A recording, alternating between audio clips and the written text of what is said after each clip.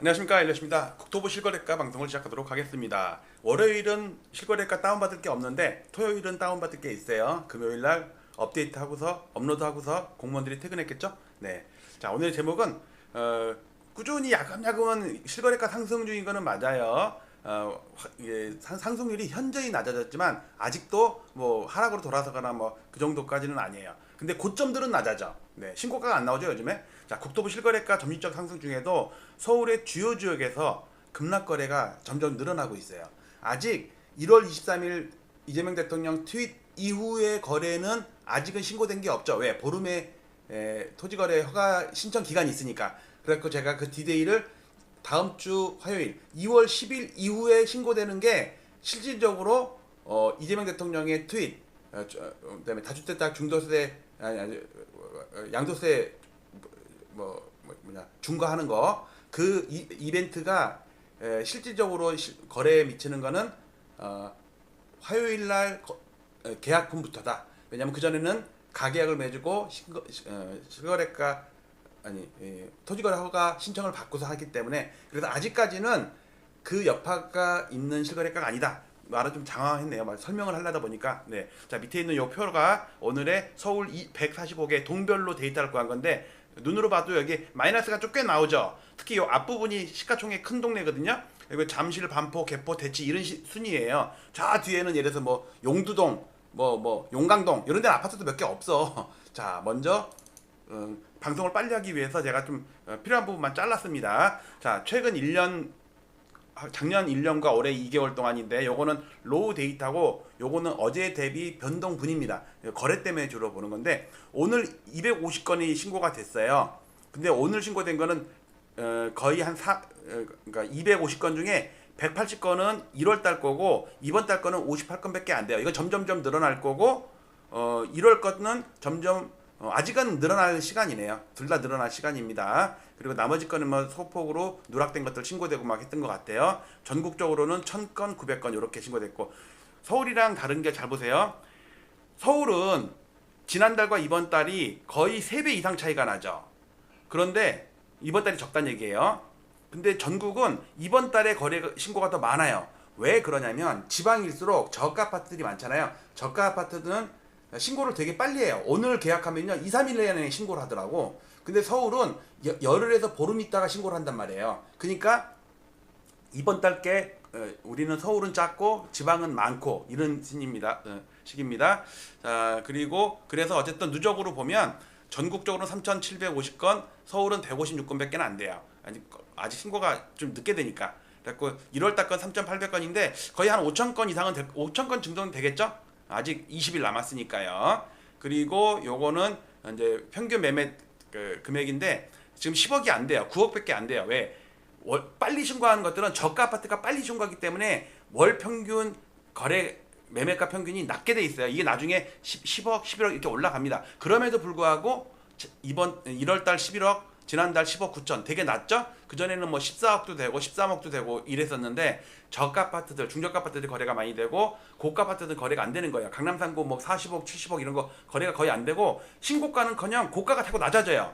그래서 저는 고가는 12월, 1월에 고가가 이미 나왔고 2월부터는 고가가 계속 낮아지는 고점이 낮아지는 평균가는 덜 낮아지더라도 그렇게 변곡점이 생긴 것 같다라는 말씀을 드립니다. 자, 요게 오늘 신고된 거고 이번 달 거만 제가 일부러 2월 달 거만 캡처했습니다. 자, 오늘 신고 중에는 지난달 게 많긴 많아요. 그런데 그 중에 3분의 1 정도는 이번 달 거거든. 자, 이번 달 거 보면 전국이 0.01, 서울 0.04, 경기는 마이너스 0.07 찬찬하죠. 근데 이제 광역시일수록 광주는 많이 올랐고 이번 달 누적입니다. 울산은 좀 빠졌네요. 대구도 빠졌고 8개 도에서는 경남이 많이 올랐고 경북, 충북이 좀 올랐는 반면에 전라북도가 많이 빠졌네요. 강원도, 제주도는 여전히 마이너스고요. 자, 이건 서울입니다. 요게 오늘 거예요. 요게 오늘 건데 제가 일부러 이번 달 것만 비교를 하려고 갖고 왔습니다. 이번 달 것 중에는 1월 것도 있고 이번 달 것도 있을 거 아니에요. 그러니까 여기에 상승한 거는 2월 달께 좀 많을 거고 여기 하락한 거는 이번 달도 보면은 거의 강남, 서초, 송파, 강동 여기는 거의 잔잔하게 플러스잖아요. 거래가 안 된 데도 많아요. 용산, 중구, 종로구는 아예 거래가 한 건도 안 됐어요. 동작, 영등포도 마찬가지고요. 잔잔합니다. 엄청 눈치 보는 것 같아요. 자, 이거는 매일 보는 거래 건수인데 21년부터 월간 거래 건수인데 밑에 있는 건 취소 건수고요. 일단 점점 거래는 줄 것 같아요. 이렇게 토지 거래 허가라는 것도 있고, 그다음에 양도세 중과 이것 때문에 매도할 사람도 눈치, 당분간은 트윗했다고 곧장 그 다음날 팔진 않을 거 아니에요. 눈치 보고 뭐 안테나 세워가지고 이것저것 따지고 세무사한테 물어보고 그러는 과정일 겁니다.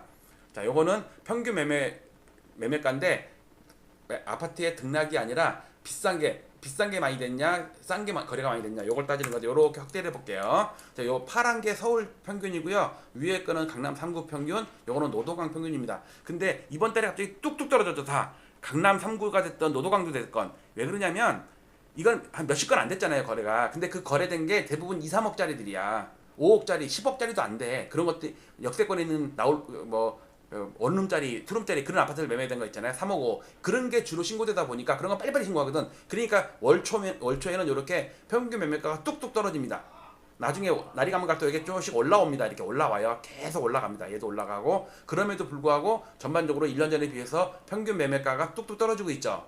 작년 3, 4월 달 생각해 보세요. 50억, 60억 엄청 그런 것들 거래가 많이 됐다고. 강남구 서초구나 이런 데서. 여기 특히 여기 평균이 28억이라는 얘기는 50억짜리도 있다는 얘기 아니에요. 10억짜리도 있겠지만. 근데 어쨌든 점점 떨어지고 있죠. 이 떨어지고 난 다음에 시차를 두고 매매가가 꺾이더라. 과거에도 그랬어요. 과거 2021년도 있죠. 강남구는 2022년도 한 여름까지는 잘 버텼었는데 이렇게 올랐잖아요. 근데 이 빨간 거 보시면요. 이렇게 뚝 떨어지죠. 이렇게. 강남 3구.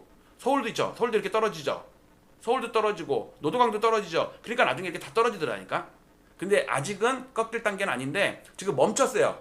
지금 강남 3구는요. 분홍색이 강남 3구인데 멈췄죠. 멈췄습니다.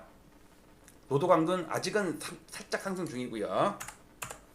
자, 요거는 서울 145개 동별로 본 겁니다. 아까 얘기했듯이 여기 이렇게 보시면 이번 달 거는 그냥 무시하고 오늘 거만 볼게요. 보세요. 시가총액 1등인 동이 어딘지 아세요? 잠실동이에요. 거기는 엘리트레파 이런 게 있잖아요. 거기다가 뭐 잠실 주공도 있고 뭐 엄청난 아파트들이 많잖아요. 한 개 단지에 막 3,000세대, 5,000세대, 헬리오도 잠실이구나. 파크리오도 잠실이고 9,000세대, 6,000세대 이러잖아요. 둔전주공은 아직 거래가 안 돼요. 자, 잠실동 급락을 했죠. 그다음에 여기 보면요. 잠원동이 급락을 했죠. 물론 신천동이 급등한 것도 있습니다. 어쨌든 중간중간에 막대기가 아래로 큰 게 보이죠. 서당동도 좀 마이너스가 크네. 신도림도 좀 크고. 어쨌든 시가총액 상위인 동네에서 급락거래가 자꾸 나오는 게 심심찮게 나와요. 요즘에 잔잔했었는데 최근에 조금 이게 나옵니다. 자, 경기도입니다. 이건 오늘이고 이건 이번 달입니다. 이번 달 것만 보면 앞에는 거래가 없죠. 왜냐하면 여기도 보시면요. 분당, 화성, 영통 이런 데는 시가총액이 크단 말이야. 비싼 아파트들이 많잖아요. 근데 거래가 없거나 있어도 등락률이 되게 작죠. 마이너스예요. 화성도 마이너스고 영통도 마이너스인데 분당은 거래가 없고요. 자, 일단 그러니까 서울이랑 경기도 주요 지역 있죠. 그동안 이끌었던 주요 지역 고가 아파트들 위주로 있는 거 거기는 거래가 안 되거나 좀 급락하는 거래가 좀 나오더라. 자, 요거는 우리나라 60년 동안에 까만 선이 시가총액 상위 100개 아파트의 실거래가 실질 지수인데 60년 동안의 추세선 상단이 이렇게 있다가 2006년 11월부터 20년 동안 고점과 저점이 좁아지고 있는 상승 중이지만 좁아지고 있는 상황인데 이재명 대통령이 왜 1월 23일부터 트윗을 날렸냐면 2월부터 아파트 매매가를 꺾겠다라는 의지가 되게 강한 것 같아요. 왜? 이 밖으로 벗어나가지고 요 분홍색 선까지 여러분들 여기까지 갈 수도 있단 말이에요. 그거를 방지하기 위해서 이걸 끄집어 들리려고 그렇게 한 거 아닌가라는 저는 생각을 하고 있습니다. 성공할지 실패할지는 모르겠습니다. 여러분들이 생각하는 자, 이재명 정부는 결국 이거 안으로 기어 들어오게 만드는데 성공한다 1번, 결국은 시장 이기는 정부 없다. 그래도 강남 3구는 그냥 계속 간다 2번, 3번 이런 설문조사 하지 마라 3번 마치도록 하겠습니다. 자, 어쨌든 국토부 실거래가 방송은 내일 진행됩니다. 마치도록 할게요. 감사합니다. 주말 잘 보내세요. 저는 좀 이따가 캠핑을 떠납니다. 감사합니다.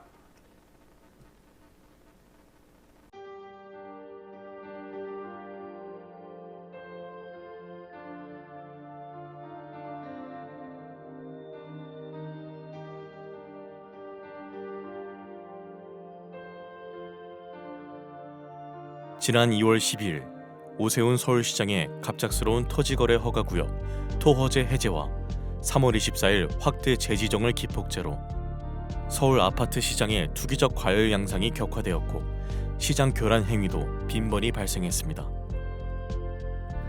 한국은행의 통계에 따르면 부동산이 가계 순자산의 73.7%를 차지한다고 합니다.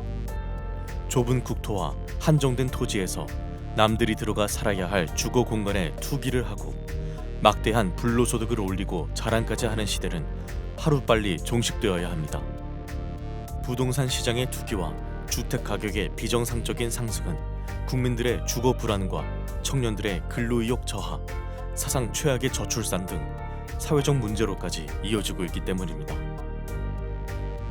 저는 올해 3월 이후 국토부 실거래가 공개 시스템에서 비정상적인 계약 해제 건수가 폭증하는 것을 목격하였습니다.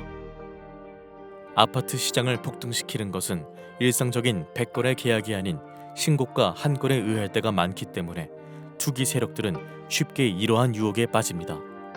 과거에도 신고가 허위 등록 후 후속 계약이 등록되면 슬그머니 이를 해제하는 등의 사례가 종종 언론에 보도되기도 하였습니다.